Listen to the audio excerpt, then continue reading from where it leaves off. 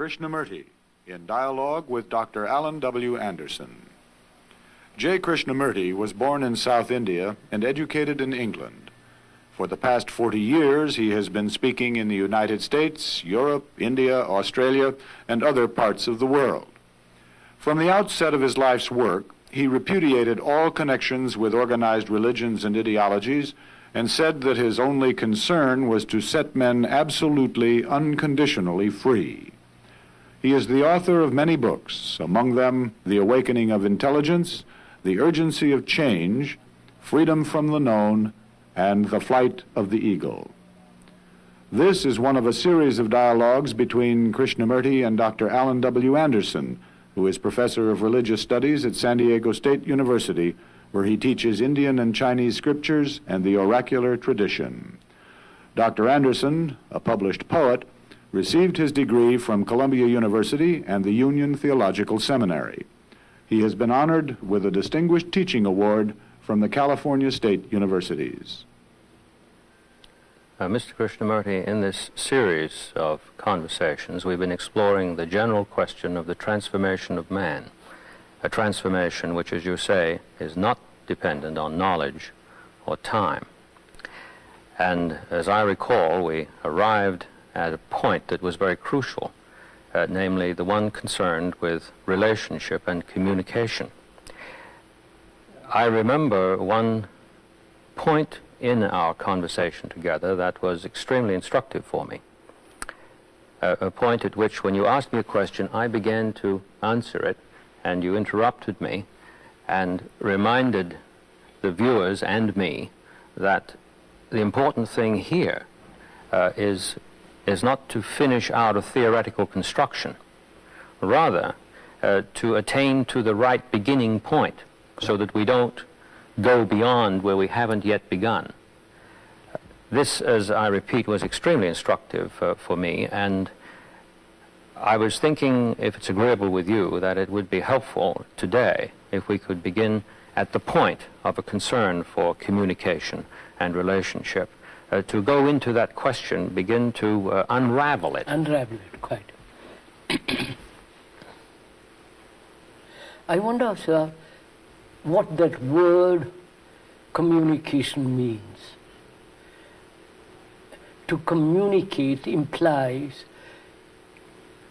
not only verbally, but also the listening in which there is a sharing,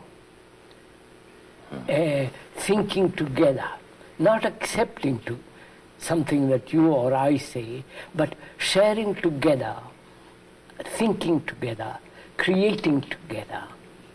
All that is involved in that word communicate. And in that word is implied also the art of listening. The art of listening demands a quality of attention in which there is real listening, real sense of having an insight as we go along. Yes. Each second, not at the end, but at the beginning. So that we are together, walking together all the right, time. Yes, yes, right. There's a concurrent activity here. Not one making a statement, the other thinking about it, and then saying, well, I agree, I don't agree, I accept, I don't accept. These are the reasons I don't accept, these are the reasons I do. But we are journeying together, walking together on the same path, on the same road, with the same attention, with the same intensity, at the same time. Otherwise, there is no communication. Exactly. Exactly. Communication implies there must be, at the same level, at the same time, with the same intensity, we are walking together. We are thinking together. We are observing together, sharing together. Would you say that this requires an activity that underlies the speaking together, or does one come to the activity after one has started to speak together? No, sir. Well, we're not saying what is the art of listening, aren't we? Yes.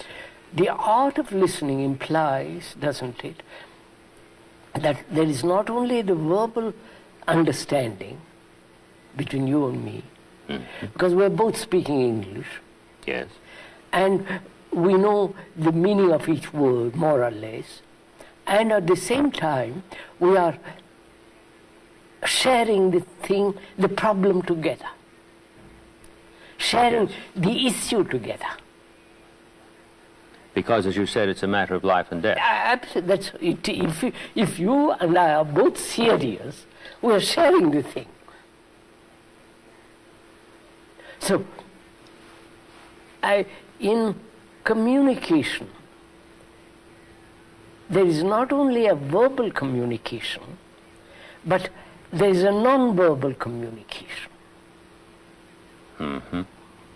which comes into being, or which happens when one has the art of really listening to somebody, in which there is no acceptance, no denial, or comparison or judgment, just the act of listening. I wonder whether I'm on the right track here. If I suggest that there's a relation that's very deep here between communication and what we call in English communion. Communion, yes. So that if we are in communion, our chance of communicating becomes simpler. Right. Now, to be in communion with each other, both of us must be serious about the same problem, at the same time with the same passion. Otherwise, there is no communication. Exactly. If you are not interested in what is being said, well, you will think of something else and communication stops. So there is a verbal communication and a non-verbal communication. They're both operating at the same time. One doesn't precede the other or follow upon the other. It is, yes. Yeah. They move together. Which means that each of us, being serious, give our attention completely to the issue. That act of seriousness that takes place then requires the utmost devoted attention. So, but yes. A man who is really serious lives. Not the man who is flippant or merely wanting to be entertained. He doesn't live. The general notion of being serious about something generally suggests either undergoing some pain about something, or I'm serious about something in order to get something else. These two things, as a rule, are what persons imagine by seriousness. As a matter of fact, we often hear this expression, "Don't look so serious." Yes. Don't we? Yes. It's as though we fear something about the serious. So, look, as we said yesterday, the world is in a mess. Yes.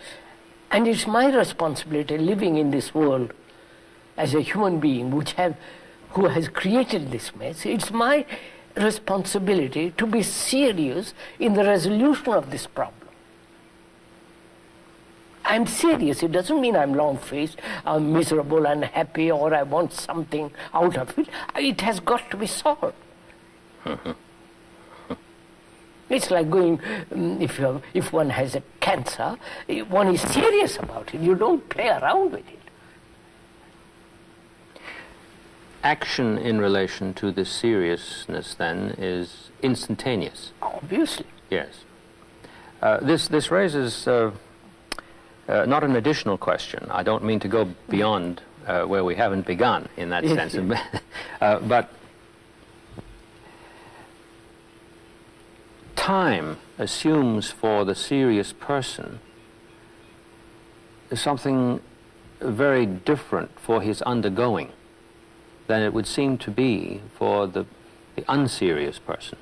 One wouldn't have then the feeling of something being dragged out, or as we say in English, time that has to be put in. Put in, quite. As a matter of fact, one in this concurrent communication, in which communion is abidingly present,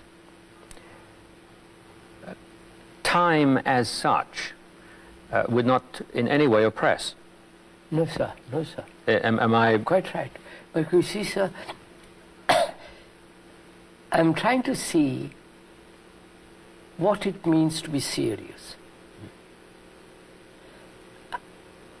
The intent, the urge, the feeling of total responsibility, the feeling of action, the doing, not I will do. All that is implied in that word seriousness. At least I put all those things into that word. Could we look for a moment at one of them that, yes, that you put into them, responsibility? Able to be responsive. That's right. To respond adequately. Yes, to respond adequately. To any challenge. The challenge now is that the world is in a mess, confusion, sorrow and violent, all that. I must, as a human being who has created this thing, I must respond adequately. The adequacy depends on my seriousness in that sense, on my observation of the chaos, and responding not according to my prejudices, my inclination or tendencies or pleasures or fears, but responding to the problem, not according to my translation of the problem. Yes, I'm just thinking, as you're speaking, about how difficult it is to communicate this to the person who is thinking that the way adequately to respond to this chaos is to have a plan for it, which one superimposes on it. So and that's exactly what we assume. Yeah, exactly. And if the plan doesn't work out, we blame ourselves. Or and we change say, the plan. Or we change the plan. Yes. But we don't respond to the challenge. No. We respond according to our conclusion about the problem. Exactly. Therefore, it means really, sir, if you can explore it a little more, the observer is the observed. Therefore, the change, if it comes, is total, yes, not right. partial. Yes. One is no longer outside what he is operating upon. That's right. And what he is operating upon is not outside himself. Because, as we said yesterday, it's very interesting if you go into it rather deeply. The world is me, I am the world. That's not an intellectual or emotional, but a fact. Now, when I approach the problem, the chaos, the misery, the suffering, the violence, all that, I approach it with my conclusions, with my fears, with my despairs. I don't look at the problem. Well, would you think it possible to put it this way, that one doesn't make room for the problem? Yes, yes, put it in a way. Yes. Would that be all right? Yes. So let's look at this.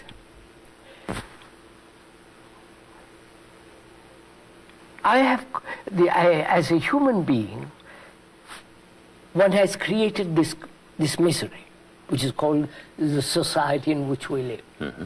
An immoral society. Mm-hmm. Oh, yes. Completely immoral. As a human being, one has created that. But that human being, looking at it, separates himself and says, I must do something about it. The it is me. Mm-hmm. Some people respond to that this way. They say, well, look, if I'm truly serious, I'm truly responsible, I make this act, and there comes between me and the world this confluent relationship, which is total.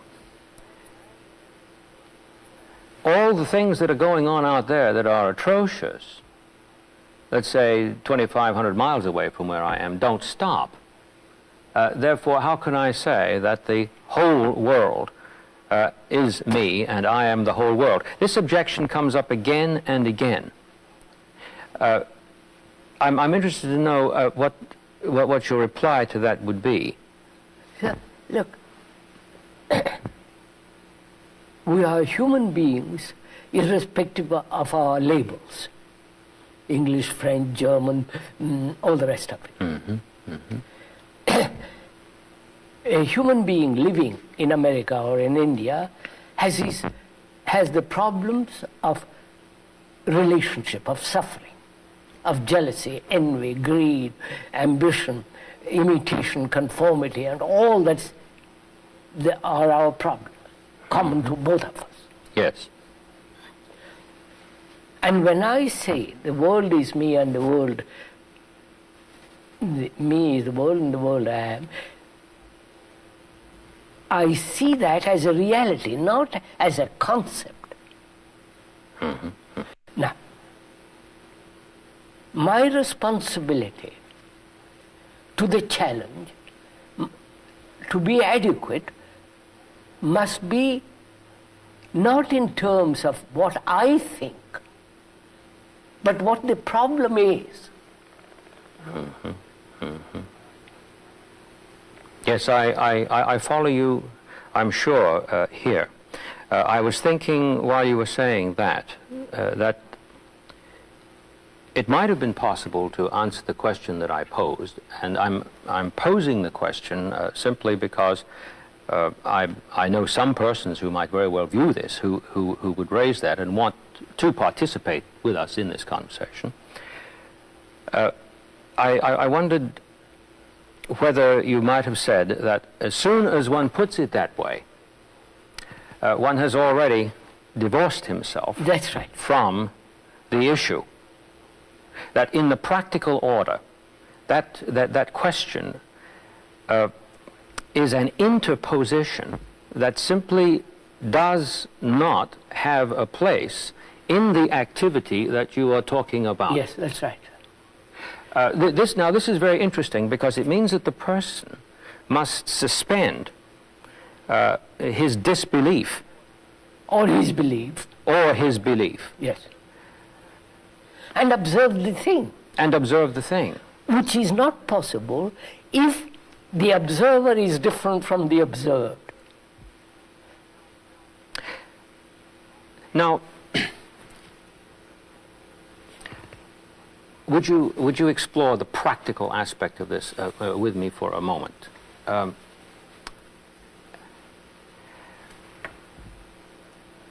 People will say, who up to this point are listening, it would seem, people at this point will say, well, yes, but I can't stop it. I think I have an intuition of what you mean, they'll say.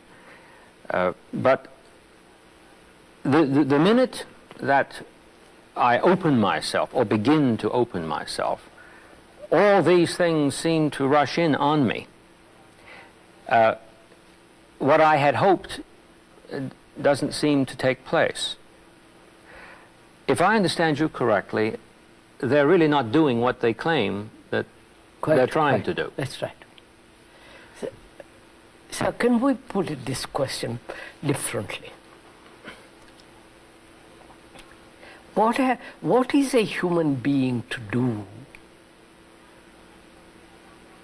confronted with this problem of suffering, chaos, all that is going on around us? Yes. What is he to do? He approaches it generally with a conclusion. What he should do about it. And this conclusion is interposed between him... The conclusion is the factor of separation. Right. Now, can he observe the fact of this confusion without any conclusions, without any planning, without any predetermined way of getting out of this chaos? Because his determined conclusions, ideas and so on are all derived from the past. And the past is trying to resolve the problem. Yes, yes. And therefore he is translating it and acting according to his previous conclusions, whereas the fact demands that you look at it.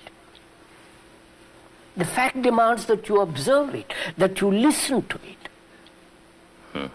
The fact itself will have the answer. Not, you don't have to bring the answer to it.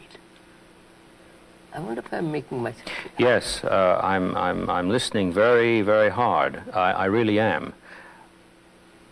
I'm afraid if I'm not going beyond where I haven't yet begun, the next question that would naturally arise here, or perhaps you might feel when I raise the question that it's the wrong question, but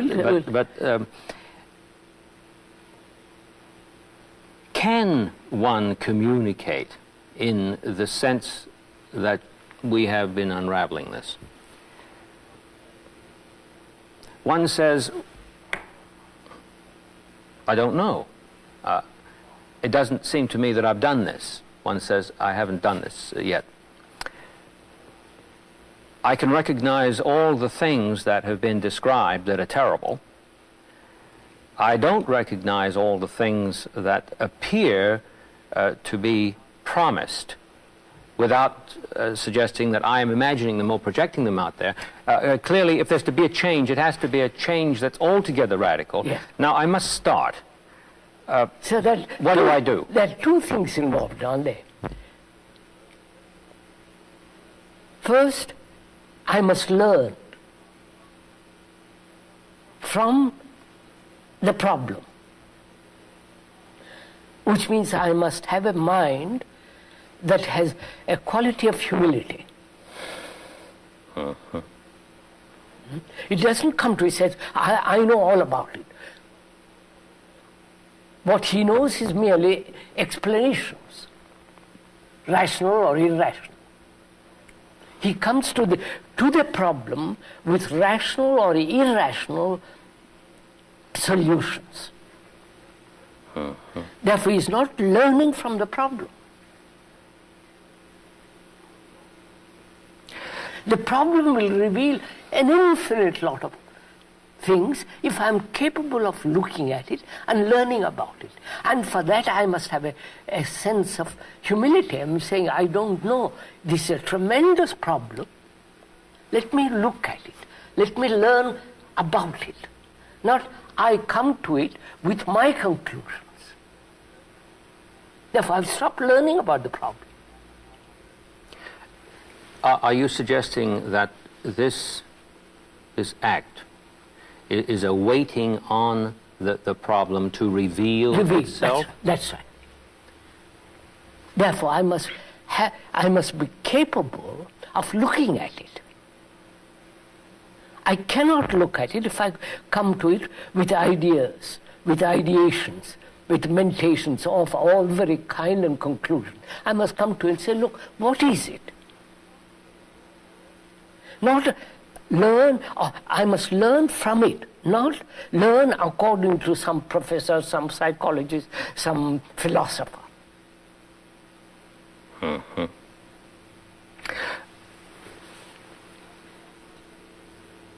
That one has the capacity for this. Some persons would suggest. I don't even know. Sir, we are so vain. But this doesn't mean anything for the doing of what must be done, that there's a capacity. No. The learning is the doing. Exactly. Yes, yes. I wanted to make that clear because we comfort ourselves with the curious notion, if I've been following you, that we possess a possibility, and because we possess the possibility, we think that someday it will actualize itself, perhaps. Quite. But if I'm correct both ways, no possibility can actualize itself, and in the practical order that never occurs. But somehow it's believed, isn't it? I'm afraid it is. It is believed. So it is really quite simple. There is this misery, confusion, immense sorrow in the world, violence, all that. Human beings have created it. Human beings have built a structure of society which sustains this chaos. That's a fact. Now, I come to it, a human being comes to it, trying to resolve it according to his plan, according to his prejudices, his idiosyncrasies or knowledge. Why? Which means he has already understood the problem. Mm-hmm. Whereas the problem is always new. Mm-hmm. So I must come to it afresh. One of the things that has concerned me for many, many years as a reader, as a student, as one whose daily work involves the study of scriptures, is the recurrent statement that one comes upon, sometimes in a very dramatic form. For instance, take the prophetic ministry of Jesus, where he speaks and he says that they're hearing but they're not listening, they're observing but they're not seeing and doing. But then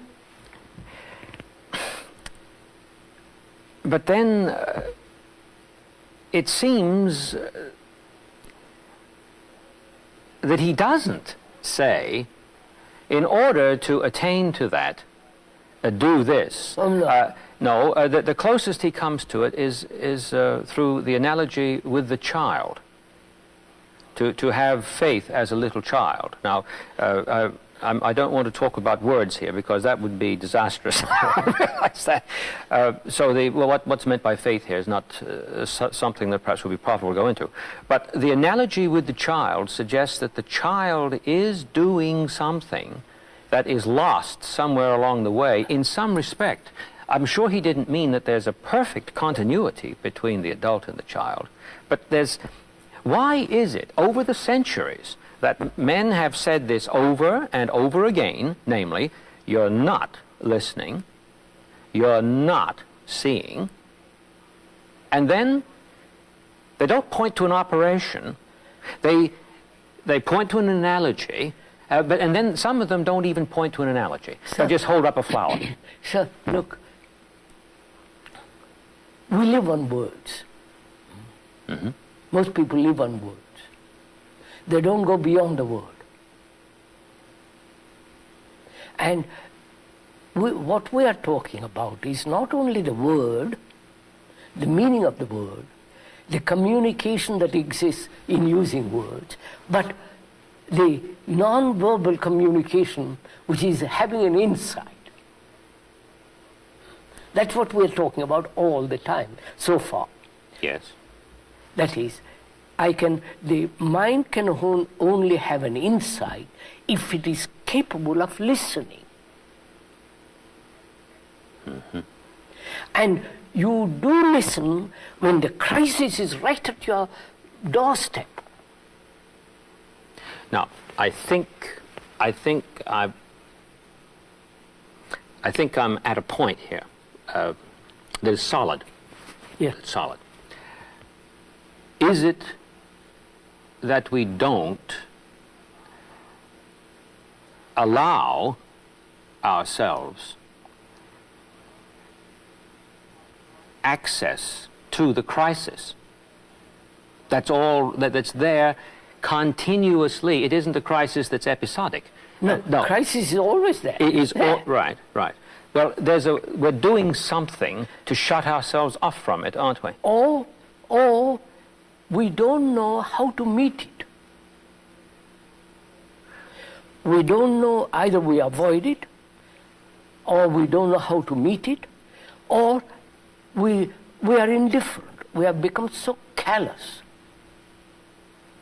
Mm-hmm. Mm-hmm. All these three are involved in not facing the crisis. Mm-hmm. Because I'm frightened. One is frightened. One says, my Lord, I don't know how to deal with it. So one goes off to an analyst or to a priest or picks up a book to see how it can be translated. He becomes irresponsible. Or sometimes people will register the disappointment that things haven't worked out. So why try something new? Yes, of course. And this would be a buffer. Yeah. Yes. That's what I mean. Avoidance of there's so many ways to avoid. Clever, cunning, superficial, and very subtle. All that is involved in avoiding an issue. Mm-hmm. So, what we're trying to say, sir, isn't it?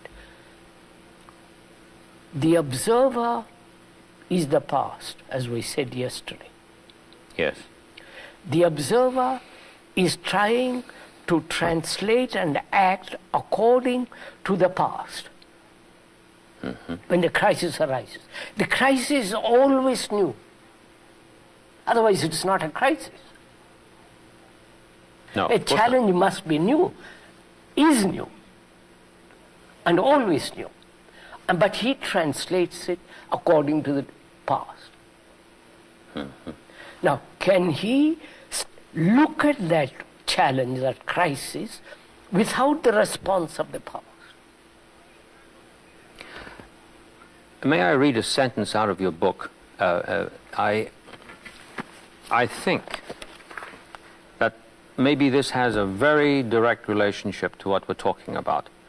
It's a sentence that I have to take these things off to read it. It's a sentence which arrested me when I read it.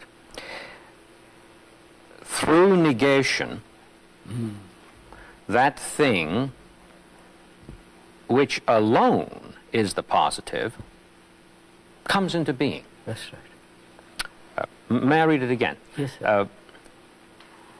Through negation, something is done, apparently. Absolutely.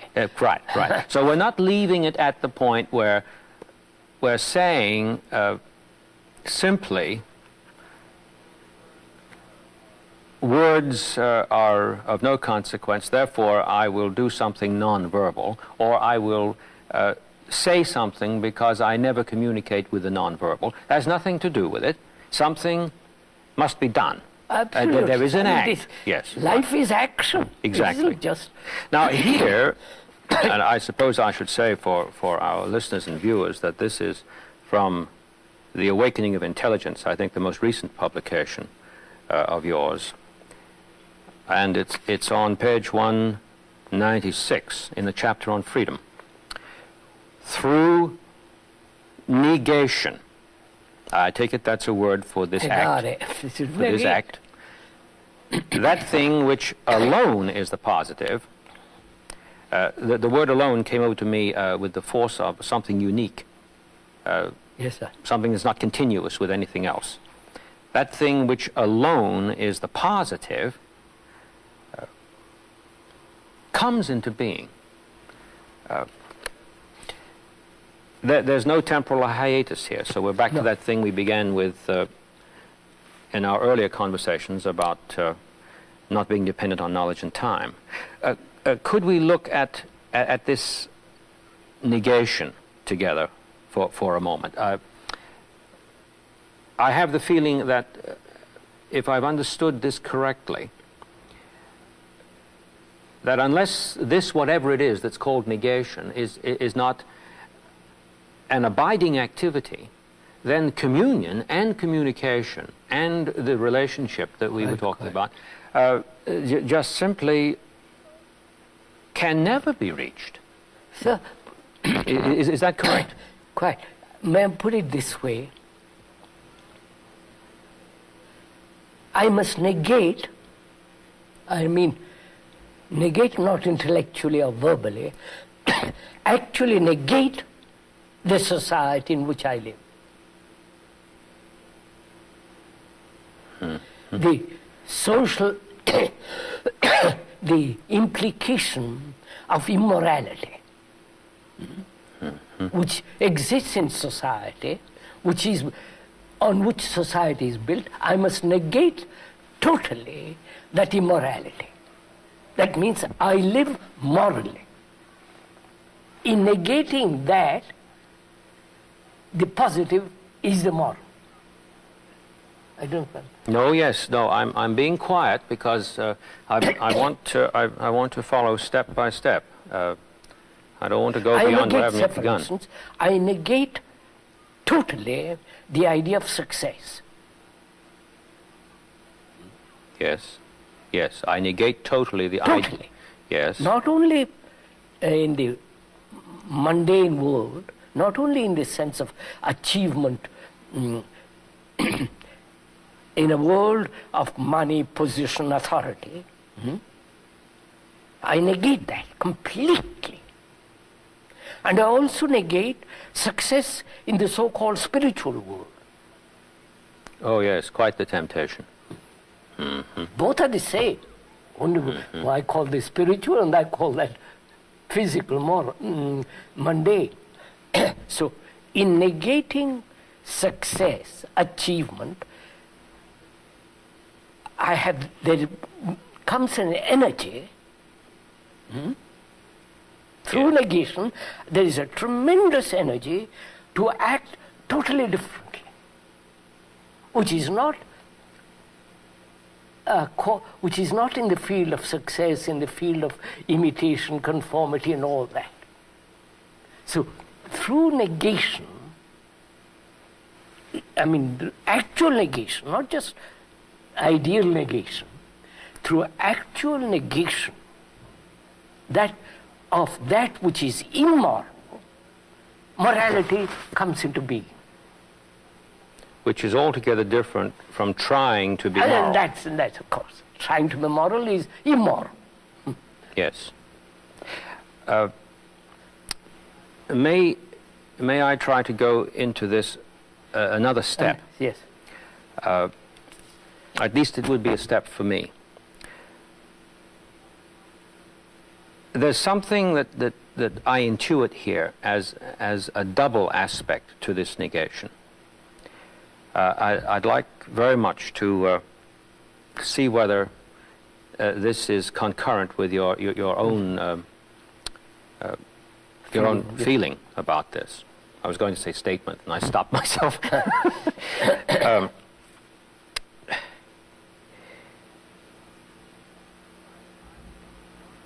My desire for success in itself is a withholding myself from the problem Yes. that we talked about. And that itself is a form of negation. I have negated access to myself. I've negated in other words, I have done violence to what it is that wishes to reveal itself. Yes. So I am going to negate then my negation as the observer. This I wanted to we make must sure. be clear, quite right, sir. When we use the word negate, as it is generally understood, it's an act of violence. Yes, that's what I was hoping. It's an act I of was violence. I on the way negate. toward. Yes, I yes, brush it aside. right.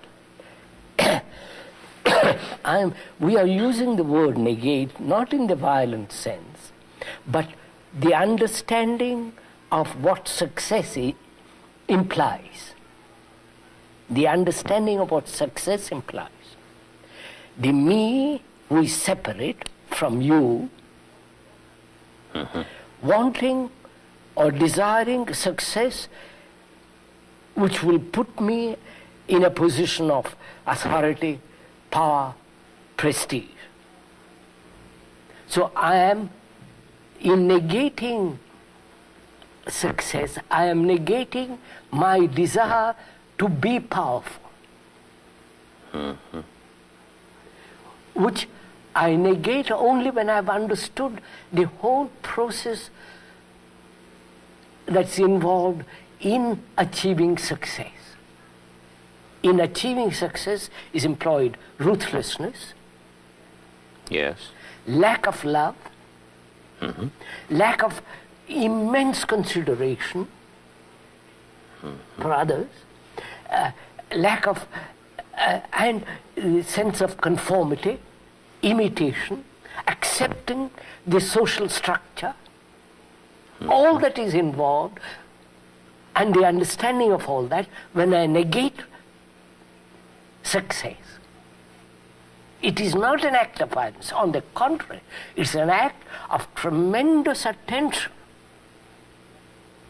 I've negated something in my person. I've negated myself, Right. I've negated myself. the me which is separate from you, Exactly.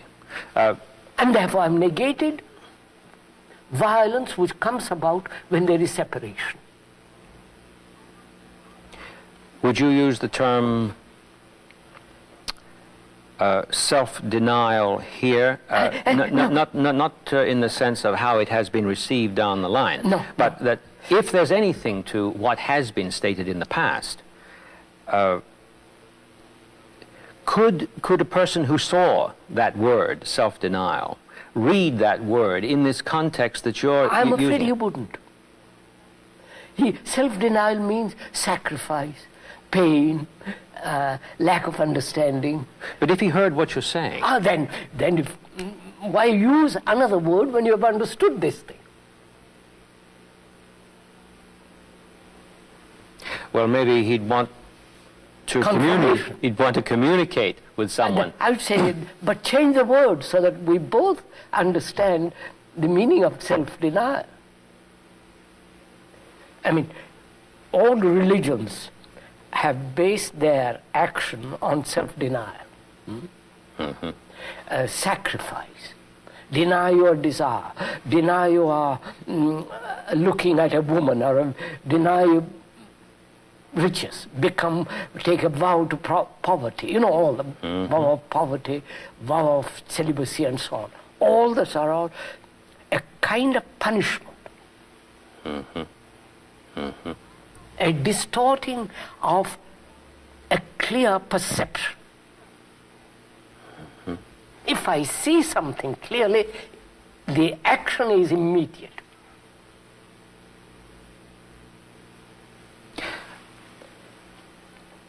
So negate implies diligence. The word, diligence means giving complete attention to the fact of success. We are taking that word. Giving my whole attention to success, in that attention, the whole map of success is revealed. With all its horrors. With all the things involved in it. And it is only then, the seeing is the doing. And then it's finished. And the mind can never revert to success.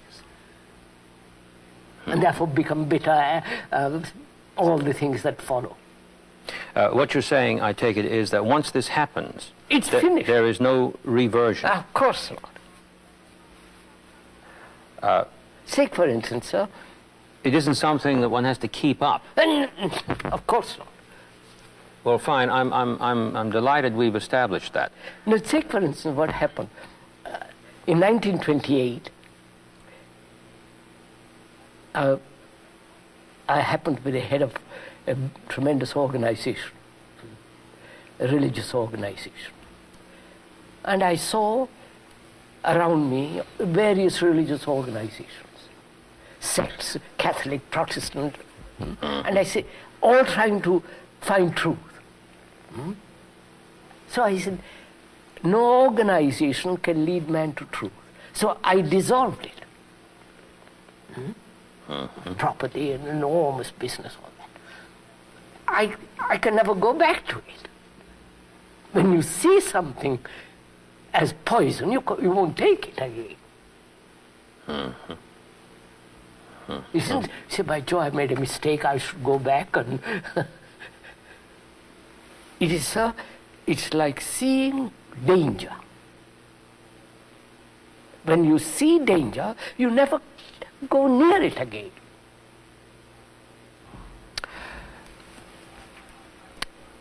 I hope I won't annoy you by talking about words here again. But you know, so many of the things that you say cast a light on common terms which, for me at least, illuminate them. They sound altogether different from the way they used to be heard. For instance, we say in English, don't we, practice makes perfect. Now, obviously, this this can't be the case if we mean by practice that we're repeating something. Yeah. But if we mean by practice the Greek praxis, which is concerned directly with act, not repetition, but with act. Yes, sir. Then to say it makes perfect doesn't refer to time at all. It's that upon the instant the act is performed, perfection is. Now, I'm sorry, but I use the word instant again, and I understand why that's awkward. But I think in our communication,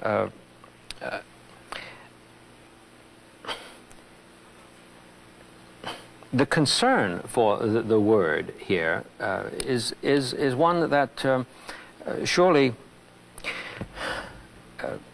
is productive, because one can open himself to a word Of course. And if one sees the word that way, then it appears that there's a whole host of phenomena which suddenly acquire a very magical significance. Not magical in the sense of enchantment, but they open a door, which when walked into, immediately situates him in the crisis in such a way that he attains to this that you call the one alone, the unique, yes, which comes into being. Yes. Which comes into being.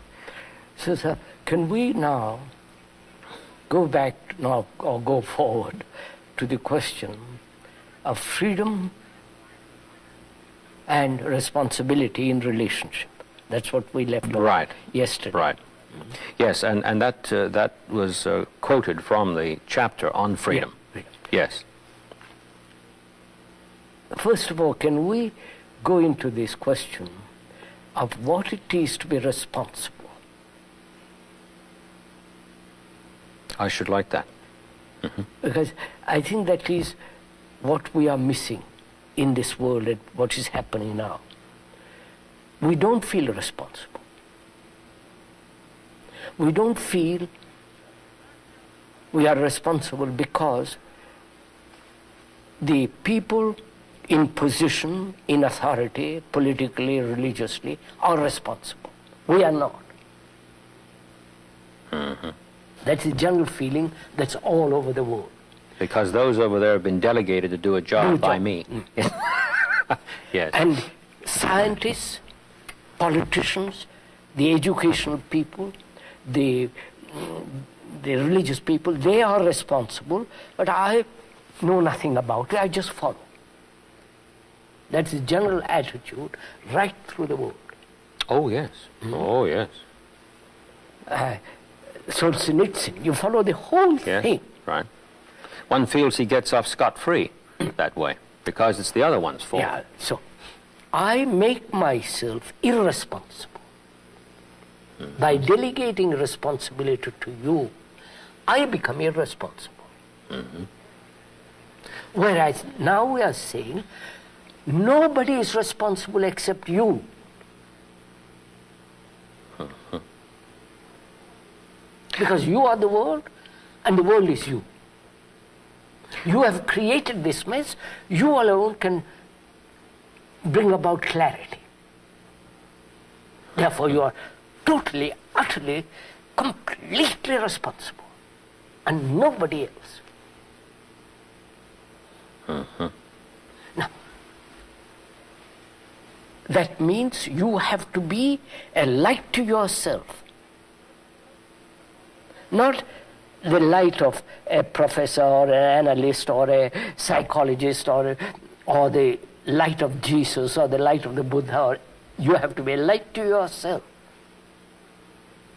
in a world that is utterly becoming dark. Mm-hmm. That means you have to be responsible. Now, what does that word mean? It means really to respond totally, adequately to every challenge.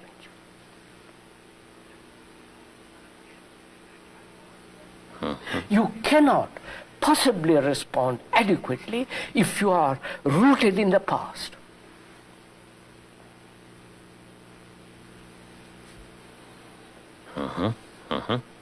Because the challenge is new. Otherwise it's not a challenge. A crisis is new. Otherwise it's not a crisis. So if I respond to a crisis in terms of a preconceived plan, which the communists are doing, or the Catholics or the Protestants and so on, then they are not responding totally and adequately to the challenge. This takes me back to something I think that's very germane in the dramatic situation of confrontation between the soldier and the Lord Krishna in the Gita. Arjuna, the general of the army, says to Krishna, "Tell me definitely what to do, and I will do it." Now, Krishna doesn't turn around and say to him in the next verse, "I'm not going to tell you what to do." But of course, at that point, he simply doesn't tell him what to do. One of the great Sanskrit scholars has pointed out that that's an irresponsible reaction on the part of the teacher. But if I'm understanding you correctly, he couldn't have done otherwise. When that man put that question, he is putting a question out of irresponsibility. Of course, a refusal to be responsible. Exactly, a refusal to be responsible. That's why, sir. Responsibility means total commitment. Total commitment. Total commitment to the challenge. Responding adequately, completely to a crisis. That the word responsibility means that. To respond. I cannot respond completely if I'm frightened. Or I cannot respond completely if I'm seeking pleasure. I cannot respond totally if my action is routine, is repetitive, is traditional, is conditioned. So to respond adequately to a challenge means the me, which is the past, must end. And at this point, Arjuna just wants it continued right down the line. That's what everybody wants. Huh? Politically, look what's happening in this country and elsewhere. We don't feel responsible. We don't feel responsible to how we bring our children up. I understand. I really do, I think. In our next conversation, I'd really like to continue this in terms of the phrase that we sometimes use, being responsible for my action. But that doesn't seem to be saying exactly what you're saying at all. As a matter of fact, it seems to be quite wide of the mark. Quite Good. Let's do that.